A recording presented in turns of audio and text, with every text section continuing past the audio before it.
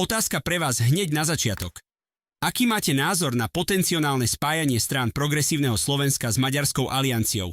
Napíšte svoj názor dolu do komentára. Ďakujeme a nezabudnite nám zanechať odber. Slovenská opozičná scéna zažíva v týchto dňoch zásadný strategický posun.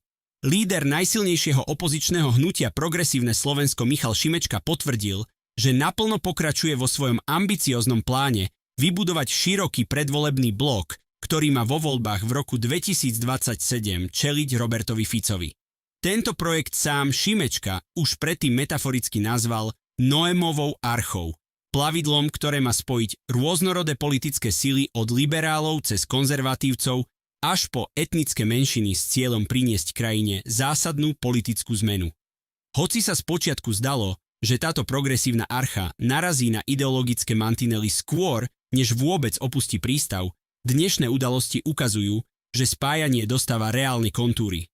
Kľúčovým momentom dňa sa stalo dôležité rokovanie za zatvorenými dverami, ktoré Michal Šimečka absolvoval s predsedom mimoparlamentnej Maďarskej aliancie Lászlom Kubíkom. Obaja lídri následne na spoločnej tlačovej besede oznámili oficiálny začiatok odborného a programového dialógu. Šimečka otvorene deklaroval, že po vzore historických zmien z roku 1998 musia byť aj dnes integrálnou súčasťou veľkej politickej alternatívy maďarskí voliči a ich legitímna politická reprezentácia. Podľa neho je zodpovednosťou PS ako lídra opozície hľadať prieniky naprieč celým spektrom, aby bola alternatíva voči súčasnej vládnej koalícii čo najsilnejšia.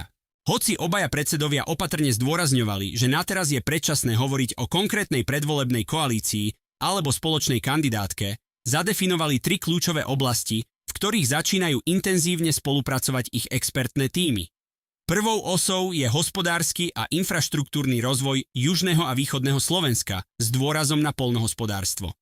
Druhou témou je ochrana právneho štátu, spravodlivosti a garantovanie práv národnostných menšín, pričom pre alianciu zostáva citlivou otázkou aj odmietanie princípu kolektívnej viny. Treťou oblasťou je jasná proeurópska zahraničná a bezpečnostná politika, vrátane rozvoja bilaterálnych slovensko-maďarských vzťahov a perspektívy historického zmierenia medzi oboma národmi. Tento krok však nenechal chladnými ostatných politických hráčov. Kým predseda KDH nedávno s Kubíkom taktiež diskutoval, šéf liberálov zo SAS Richard Gröling zostáva voči tomuto spojenectvu skeptický a kritický, keďže jeho strana sa dlhodobo orientuje na spoluprácu s konkurenčným Maďarským fórom.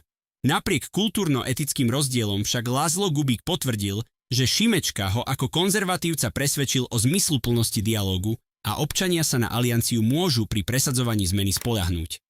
Progresívna archa tak úspešne začala stavať svoje základy priamo v politickom prístave. Mali by sa prozápadné a liberálne sily ako Progresívne Slovensko spájať s konzervatívnou Maďarskou alianciou na jednej predvolebnej kandidátke, alebo je takáto Noémova archa kvôli hlbokým hodnotovým rozdielom odsúdená na neúspech? Je účasť maďarskej menšiny kľúčom k porážke Roberta Fica? Ako to tvrdí Šimečka? Napíšte svoj názor dole do komentárov. Ak chcete aj naďalej sledovať exkluzívne zákulisné informácie, programové debaty a predvolebné spájanie slovenskej opozície, dajte tomuto videu like a kliknite na odber.